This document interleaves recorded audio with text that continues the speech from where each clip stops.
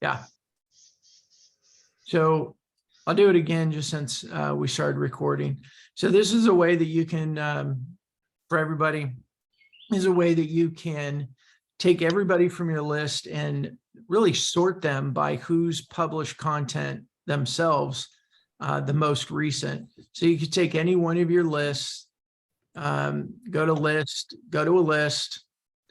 Once you see the detail, you go up to the top right corner for LinkedIn post, click it, and what it'll do is open up and create a custom news feed for you. All your search filters are already set. What I like to do is go for the last 24 hours. And this way I can be more proactive about commenting on people's posts who have posted the most recent. And you can do with the other filters, you can change it to week or month. And I go through and do this, and then it'll take out everybody from my task list for the day. But I at least make sure that I'm commenting on people who published within the last 24 hours. And then when I go through the rest of this, I go to continue with my regular tasks. That's where you pick up everybody. Maybe they published. When I do this every day, I don't get people who published the day before, because I get it within the first 24 hours. But then it leaves me the task that I end up doing over here ends up being where I comment on their comments, not necessarily commenting on their post. Did that make sense, the difference there? Yeah. Cool. And what I think is it's so important, because when someone publishes, we want to build influence, we want to capture their attention, we want to build favor with them. The sooner that we get there and we comment, the more they pay attention to it. I mean, think about your own work. The first person that comments on your post, don't you really pay attention to it? And then if you get one that goes a little bit more viral, if you will, you get 7, 8, 9 posts, you pay attention, but you're not as quick to go in there and go, oh, good, the dopamine push. Oh, good, someone commented, makes you feel good. So I like to be the first one if I can. Yeah, especially when it gets kind of long and you're like, okay, enough. Yeah, exactly. So that's one of my favorite fist bump features that a lot of people haven't figured out yet. So I want to keep training on it. That's very cool. Yeah. Brian, do you have any specific questions on it?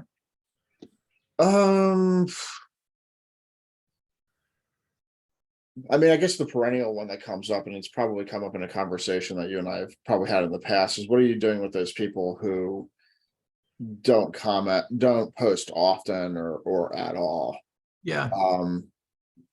Because that's always seems to be the issue. It's like, when they create a LinkedIn profile, but they haven't looked at it in 2 years or something like that. What I end up doing is I remove them from fist bump, just because what's the point? But there's a couple other options that I can do is, and I don't know if I'm going to find anybody in here who's that way. So let me just go find, let me find somebody that this could work with. My newsfeed tends to be filled with a lot of content creators, so it's harder. But let me find this guy, because he just posted about a job, which means maybe he hasn't posted very often. What I will do is if there's somebody specific, I have a prospect who I want to talk to, and they don't post very often. First, I go to their comments, look to see when their last comment was. If that was still 3 years ago, 6 months ago, you're basically like, they're just not very active. I will look at reactions just to see, hey, are they even logging into LinkedIn and at least liking a few things? Because you at least get a feel for, are they here at all? And again, if you come here and you go, man, they haven't liked anything in 6 months, they're not active. Number one, for me, I remove them from fist bump because I don't want to waste my time. But if it's a high priority customer And even though the person that I want to talk to isn't active, what I will do is I'll go to their profile, and then I go to their company. I go to their company page, and then I'll go to people. And you'll notice what Fist Bump starts doing for you is it starts pulling in all the people from the company. Now, this is harder when it's Wells Fargo and there's 209,000 people, but you can also come in here and start using their filter and filter it down and start looking for people that might be more active. Now, what this is going to do is so you can come through here and find people like maybe I'm looking for relationship managers. So I can start looking for relationship managers and choose the people I want. And then this button down here is really cool. This is another time saver. See posts from the last 30 days. If I click on that, it's going to create a custom news feed for me for all of those people and anything that they've published in the last 30 days. What's the point of this? It helps us see who's active. Now, it may not be the one person that we want to talk to, but maybe it's somebody that because they're active, we can comment, build a relationship with them, and ask for the referral. And normally then what I'm doing is the person I want to talk to, they're on calls, they're on email cadences. I'm trying to reach out to them in different ways. But from a social perspective, what I found is if somebody is active on LinkedIn, I can usually create a conversation with them within 2 weeks, if not sooner. And so I go that route of trying to find somebody in the company that I could meet, get to know, and then ask for their personal referral. Okay. No, that's very cool. I think those are two of the really cool features of Fist Bump that people aren't using a whole lot. But you want to find people who are active. We got two good ways to do it. And I guess it just comes down to is for the most part is don't waste your time. If don't necessarily waste your time if they're not going to be active to begin with. Right. Yeah, and that's where I just don't want people to quit. Like, okay, Bob Jackson is the person that I need to meet. That's my prospect. And you go on LinkedIn and Bob's not active and you go, oh, this doesn't work. Well, look, not everybody is going to work in everything. You call somebody 10 times and they never answer the phone. Do you throw the phone away and say the phone doesn't work? No, it just means that person doesn't return cold calls. What do? Well, then you try emails, you try other things in order to build that relationship or have that conversation with them. Yeah. So this is the social way of doing that and Wells Fargo is a really, really hard one to do it because you'd have to do a lot more filter searches to dig deeper and get in there. But you start trying to find people that are close to the person you want to speak to in the org chart. Right? If the person I want me to meet is a VP, well, I'm going to look immediately above them, immediately below them, and to the sides of them to see who is active in LinkedIn, build a rapport with them, and then ask for the referral. That makes a lot of sense. And it's easy in this case. So, what did I say? Who was I looking at?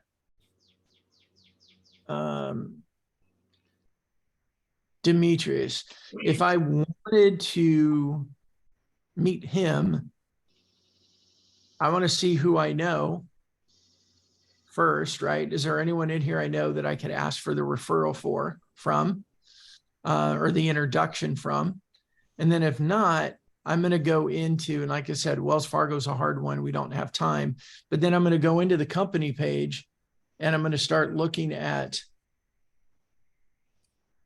other people that are, and I didn't take his, but I'd start looking at his title. I'd add a VP around his title and, we do the search, right? We do the logical search. Who does he probably report to? He probably reports to a VP or an SVP of sales. Let's go look and see who those people are. What region is he in? Let's go look for that. Okay, cool. That works a lot easier on smaller companies. You get a company of 100 people, 150 people, and doing this is really quick and easy.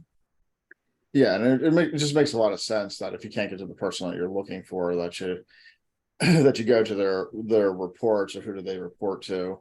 Yeah. Yeah, I've because it's like one of the things that you sometimes hear about in business and sales is how the executive assistant is the gatekeeper, like they're a barrier to overcome. But I've also seen it where it's like, no, they're the person you want to contact. They're the person you want to befriend, because they're the ones that are going to pass you on to their boss if they consider that you're worth passing on. Yeah. The other thing that I've found lately is HR leaders and HR managers are very active on LinkedIn right now. They're a great way to go connect and then ask, see if you can help them. Hey, who are you looking for? Let me go post, share your job to my network and gain favor with them. And then ask them for the introduction to the person internally you want to meet. Yeah, that makes a lot of sense. Good idea, Brandon. Yeah, that makes like a lot of sense. Cool. And you wouldn't even necessarily think of it, because a lot of times HR is in a completely different area of the business than what you want to than what you're looking for. Yeah, but it really comes down to, if you truly change the mindset. We talk about the top 10 modern seller mindsets. One of the mindsets is around seek first to serve. If you have that mindset, then you are seeking first to serve. And yeah, you got to trust the process. Call it karma, call it whatever. But what I have learned over the years is the more I serve people, the more opportunities open up, more referrals come my way. So seek first to serve. You start looking at the company from a different lens of how could I help this company? Who could I serve in this company? How can I be, a blessing to somebody in there? And then those relationships just start developing. And you go, yeah, you know what, Brian, I really would like to meet Butch. And I see that, he's in the company, you're connected to him. Would you be open to introducing me to Butch? And we got to remember, people are people. They're just people on the other side. Most people like to help, especially when they've been helped. Yeah, it's the whole reciprocity thing. Yep, absolutely. That's great. Really smart. Cool. Any other fist bump or LinkedIn questions I can ask, gentlemen? I guess I could answer, not ask. You could ask. May not have an answer, but you got Brian. A better chance of Brian having an answer than me. That's not true, Butch. I end up feeling like I need to kind of up my LinkedIn game. I haven't been using it that much for lead generation for a while. I feel like actually maybe this is something you can answer. Maybe the question it comes down to posting, or not posting strategy, but commenting strategy, that I a lot of times don't, I haven't had much luck with LinkedIn, to be honest with you. And so my posting on it has lagged. I used to do like 4 or 5 times a week, and now I'm lucky if I do it once a week. But I'm assuming that might actually come back to like commenting on other people's stuff first. Yeah. Look, I built Fist Bump. Well, Daniel built it. I envisioned it. But the reason is because there's so much value in commenting. And let me unpack that a little bit. When we comment on our prospects' post or post they commented on, we're hacking the algorithm, right? The algorithm sees us connected. And then one of the big benefits of that is then our posts start being shown to them because the algorithm sees us connected, right? Mm-hmm. The other benefit of commenting is the intel.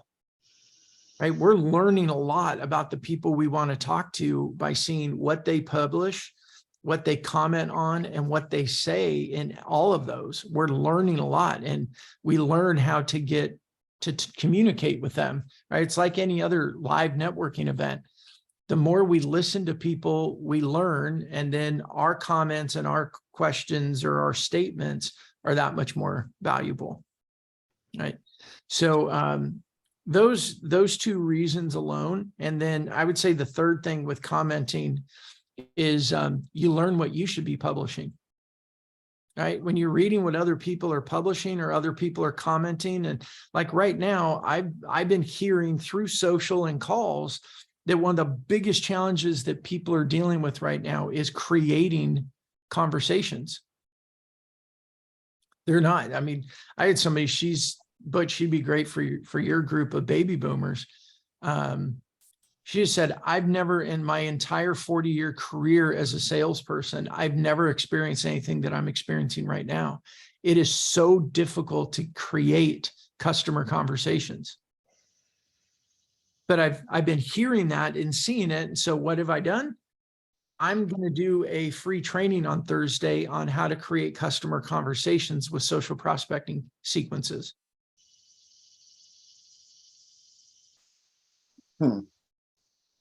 That's interesting. And what is she running into? Like, how is that any different than just regular posting, like creating customer conversations?